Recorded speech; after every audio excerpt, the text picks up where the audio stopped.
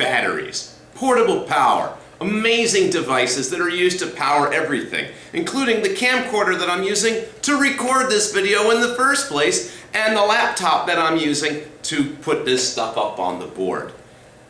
How do you pack power into a battery? That's going to be something we do in another unit, but I'm going to give you the basics behind it.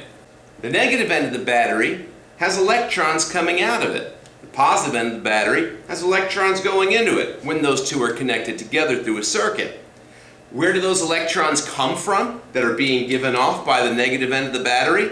And where are those electrons going to once they go back in the positive side of the battery? For that, we need to know about redox reactions, also known as reduction-oxidation reactions.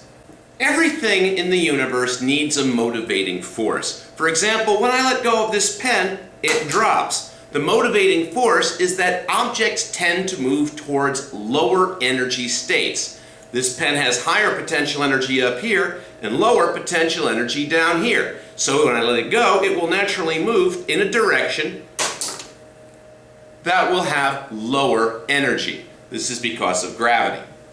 Everything needs a motivating force. I mean, you guys need a motivating force to get up in the morning, to mow the lawn, to brush your teeth. I mean, after all, brushing your teeth takes time, right? It's kind of hard work. Flossing your teeth, what a pain in the butt. What's the motivating factor? So your teeth don't rot out of your head. Now, the motivating factor in an oxidation and reduction reaction is in the name oxidation and reduction. You see, one element is going to lose electrons, and that's called oxidation. And the other atom is going to gain those electrons, and that's called reduction. Why is it called reduction, even though it's a gain? Because electrons are negative, and when electrons are gained, the charge is reduced to a negative value. For example, let's balance this reaction, because balancing is so much fun. 1 sodium, 2 sodiums, 2 there. 2 oxygens, 1 oxygen, 2 there. But that messes up the sodium. 2 times 2 is 4. We have to change that to a 4. Good. Now, which species loses electrons, which species gains electrons? I don't know. And there's no way of telling unless you know what the charge of each species in the reaction is. In this case, sodium, being all by itself, has an electron configuration of 2-8-1. It has 2 plus 8 is 10, 11 electrons. The atomic number of sodium is 11, which means that an atom, when it's by itself, has a neutral charge. In a compound, sodium forms a compound by becoming positively charged, by losing its valence electron. Sodium's electron configuration here is 2-8.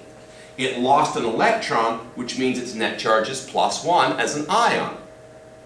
The oxygen has a configuration of 2-6 for each of the oxygens. That means it has a charge of 0 because oxygen contains 8 protons. 8 protons, 8 electrons, right? Because 2 plus 6 is 8, no charge. But in order to form an ion and bond with sodium, the oxygen has to get a stable octet, which means it needs to pick up 2 more valence electrons and get a net charge of -2. And that's why the formula is Na2O. +1 times 2 is +2, which cancels out the -2. Now, the sodium went from 0 to +1 by losing its one and only valence electron. Therefore, sodium 0 lost an electron. O was 2-6. When it formed an ion, it's 2-8. It gained 2 electrons. O20 gained electrons. Now you might look at this and say, well, didn't O-2 gain the electrons? No, O-2 is the result of O20 gaining the electrons. Okay, let's say I'm O2, right? I have no charge. But by gaining 2 electrons, I now become -2. Okay? O-2 didn't gain the electrons, O20 gained the electrons. That's why we say O20 gained the electrons. Whenever a change occurs, it's always happening to the reactants, and the products are the end result of that change. When you put something in the oven to bake, when it's done, that's not the stuff that baked. That's the result of the baking process. The change is happening to the original ingredients that you put into the oven. The reactants.